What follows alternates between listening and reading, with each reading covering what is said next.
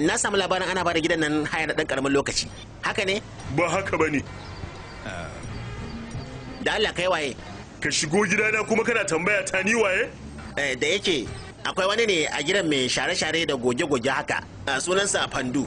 Shin baya nan ne? Da wani abu ne? Batu ne dai na karuwarsa. Da yana nan da ya samu yan kudade.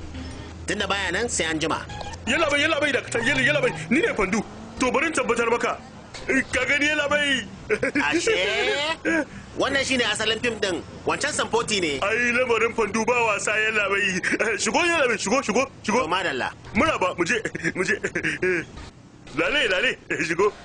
Kamar yadda gunki Krishna yakan ce ga nan abin sha. Ba komi. To ai ko zan san bada. Ba za ka sirka da ruwa ko lemo ba?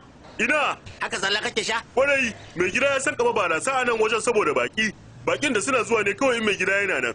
Saboda gudun kada barasa ta lalace, nake ɗiban kaɗan daga kowace kwalba na sha. Sai kuma na maye gurbin abin da na sha da ruwa. Saboda haka yanzu dai kaga kaman wannan kashi 90 ruwa ne a ciki. Fandu, gaskiya kana da matukar wayo. Ina ba haka bane yalla bai. Ai ni karo na farko da na hada ido da kai. Ana na tabbatar da cewa na hadu da barawo. Abin da kawai nake da bukatar gaya maka shine ni ma da mutumin kirki ne kamar kai. Kuma na ji kai magana akan wasu yan kudade. A cikin wannan gidan kai kadai kake zaune ba? Mai gida shekaru ya bata ko kallon gidan nan ma bai yi ba. Duk da dukiyar da ya tara rayuwa yake yadda ka san wani kasur gumin ba kauyen mutum. Ya tara a kauye lauyoyinsa da akawunsa sai dai su kai masa duk wata takarda zuwa can kauye. Ya gina wannan lafkeken gida ne kawai a birni domin ya dinga biya na albashi. Bayan albashin da kake samu da zaka samu wasu 'yan canji a sama. Ya kake ganin abin zai kasance? Hakan yayi. Yawa, to tunda abin ya zama haka, daga gobe dan gidan Radisham Tiwari shine a gidan nan. Ni ne. Ni ne. Ajin farko. Sheru, wannan bayanin naka ya inganta. Wannan magana haka take sarki masu kwashara. Au, ina nufin mai gida ke sha. Waye shi? Shi ɗan gidan Radisham Tiwari ne. Kina nufin Radisham Tiwari mai masana'antun Anjali Industries? Shi ne. Shi ne ce na so ya aure ki? Ki gaya min gaskiya ko in shege ki? Shi ne. Dama ya ce, dama yake nema domin ku haɗu ku yi magana. Na rasa yaran zuwa cewar ina alfahari da ke shalele na. Dama na imani cewa ko da shara ne wata rana sai kin samu luluya ta. Kai, saukar Allah. Ke gadona ne wannan? Gadon ka kace fa. Ni ce fa na biya rabin kuɗin hayan gida. To shi kuma ɗaya rabin daga sama ya faɗo ƙasa? Kai.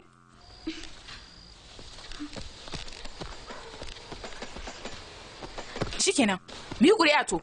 Mi takardu biyu, ɗaya da sunan ka ɗaya da nawa. Wanda sunan shi ya fara fitowa gado na shi ne kai. Shikenan naji a yi hakan.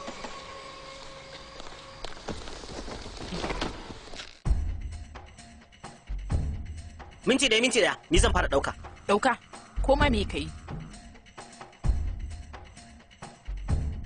Anjali, sauka. Bece, ita can ka je ka karata. Muzuran me kake min da Allah mala sauka.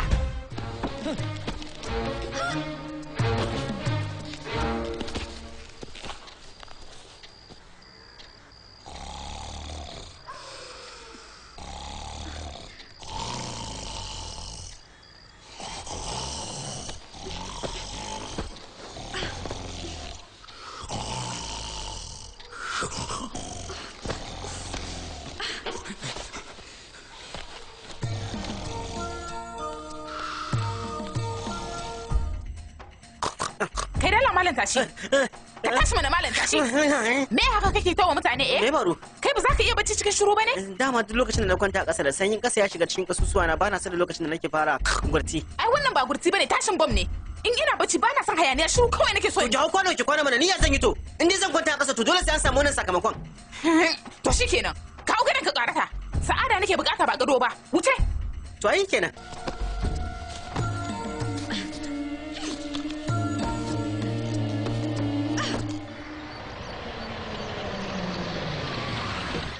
Fandu! Na'am! Shara ga shara nan ga shara! To bari gaba goge wannan zon kwahe shara. Kai sarkin kwashe shara ki gaya ma ya zo. Ka dai tuna da abin da na gaya ma ba? Wanda laba zan baka ba ka samu matsala. Maza sauri!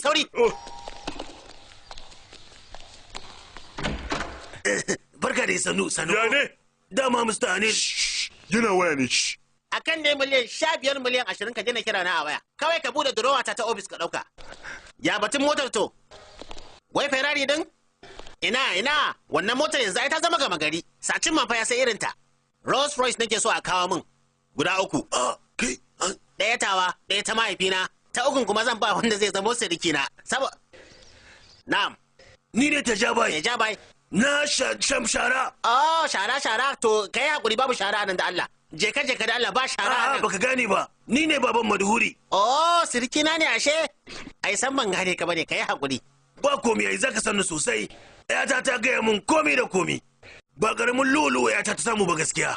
Kai da ita za ku dace. Yadda ka san tare aka yi ku seti. Gaskiya kai. To yanzu kenan yaushe za a yi auren. Ai aure san bai kamata a yi jinkirin shi ba. To amma dole sai mun yi magana da iyayenka ko ba haka ba? Ai matsalar ma kenan. Su iyaye na so suke na aure ɗaya daga cikin 'ya'yan manya-manyan masu masana'antu. Har alƙalman aihuwa ta aka ɗauka. Amma na fito na gaya musu a sauƙaƙaƙen harshe in dai har zan yi aure to Madhuri zan aura. Wannan magana haka take. To yanzu ya zami kenan. Kawai a gaggauta yin aure shine. To baban ka fa? Muddin aka riga da aka ɗaura auren to shi me zai iya yi a kai? Yo ko yayi wani abun ma? Mai gida miliyan 500 yake da ita a ajiye. Duk wata turjiya da za su yi kafin ayi auren ne. Amma da zara an yi auren za su amince. Yaro da ashe ni ne kai. To ni ma abin da zan yi kenan. Ni ma shi yasa ne wannan shahada akan na yi auren. To ai bai ko kawai gobe sai ku yi musayan zobuna sai a zabi rana mai kyau a yi muku aure. Amma kafin faruwar haka kada baka ce wa babanka komi. Taho mu je mu shashe baki. To mu je. Sai bayan aikin gama ya gama tukunna za su gano gaskiya. Mr. Sahai ne ya zo daga birni. Ka gaya wa Ramdin ya raba ɗan